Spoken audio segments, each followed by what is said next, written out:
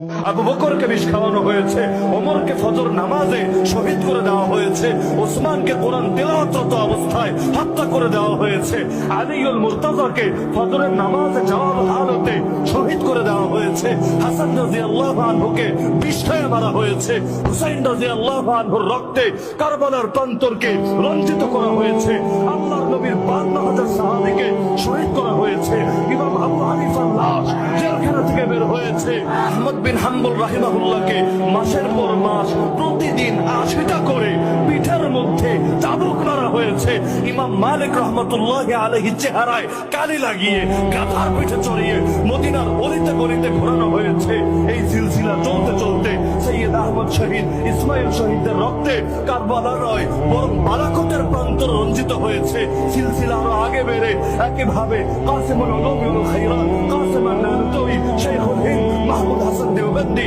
শাইখুল আরবি ওয়াল আজম হুসাইন আহমদ আল মাদানী, শাইখুল তাফসীর আহমদ আলী আল লাহোরী, তাদের রক্তের নজরানা সামনে আসতে আসতে সর্বশেষ আমাদেরও